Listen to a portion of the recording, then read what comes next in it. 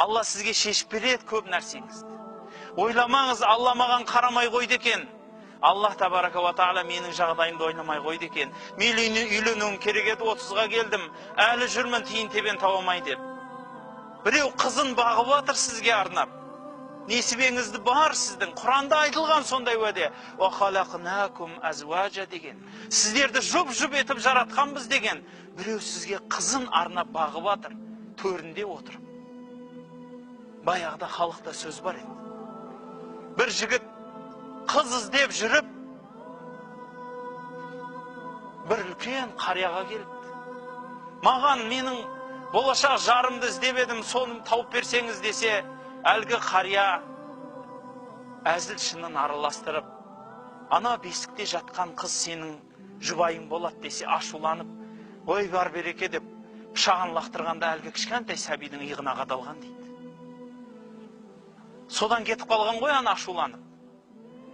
Біраз өтеді, үйленеді, жайланады. Со келіншегінің жанында жатса, иығындағы тыртықты көріп, мына тыртық не еді десе, бір ақмақ жігіт баяғыда иығыма қанжар лақтырған екен, мына сенің жұбың болса десе, теріс қарап жатып, бармағын шайнап жатыр дейді әлгі жігіт. Халайық. Несібеңіз қайдан келетінін қайдан білесіз? Халық айтады ғой, уәлидің айтқаны ма, жындының садырағы келе ма дейді. Бауырлар, бақ шаба ма, бап шаба ма дейді. Алла Тағала сізге берген рызық несібесін баптап табасыз ба? Жоқ, бақпенен әйтеуір салама қайдан білесіз? Көп адамдарда бұл сөз бар. Бақ шаба ма, жоқ, бап шаба ма деп екеуін теңестіріп қойған. Яғни мына біреу шауып кетеді деген емес, әдейі екеуі тең деген. Біреу баппенен барады, жетеді. Біреу бақпенен барады, ол да жетеді. Өздеріңіз көріп жүрсіздер. Көп адамдар әшейін птуда оқып, әжептәуір жерде бастық болып отыр. Көп адамдар бар, институт, университетті 5-пен тауысып, базарда аяқ киім жөндеп отыр. Өтірік па? Бап шаба ма, бақ шаба ма? Біреулер рас білімімен, еңбегімен шығып жатыр. Абай атамыз айтпақшы, мансап деген бұл бір биік жартас, ерінбей, өрмелеп жылан да шығады, талмай ұшып қаран да шығады дейді.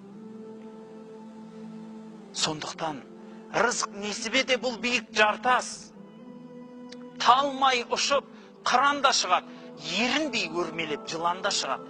Бірақ жыланның жолымен жүр деп айта алмаймыз. Адалдан тапсам да, арамнан тапсам да табайын. Осы рызық несібе кім берсе де мен тапқан нәрсем, өзімнің маңдай терім, өзімнің біліміммен таптым, ақылдылығыммен таптым деген небір данышпандар бар. Білімі жоқ адамдардың барлығы ақымақ, дүниесі жоқтың барлығы бейшара дейтін халықта бар. Көп тиыны бар адамдардың айтатын модный сөзі бар. Ақылың бар ма? Я, неге кедейсің дейді. Сонда ойлайды, ақылы барының барлығы бай деп ойлайды.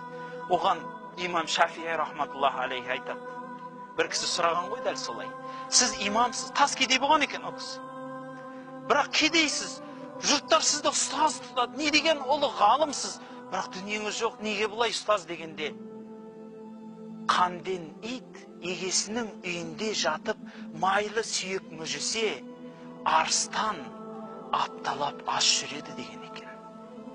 Бірақ ол арыстан, анау қанден ит. Бекер емес қой. Халықта сөз бар. Баяғыда ит арыстанның ұрғашысына масқаралап айтқан екен, бейшара, тусаң 2-ақ бала туасың ғой, бұл не туыс депті. Мен сияқты 8-9-ын таппайсың ба десе, арыстан айтыпты дейді күліп. Мен 2 тусам да арыстан туам, сен ит туасың ғой депті. Рас қой халайық. Аз тапсаңыз да адал табыңыз. Аз тапсаңыз да адал табыңыз.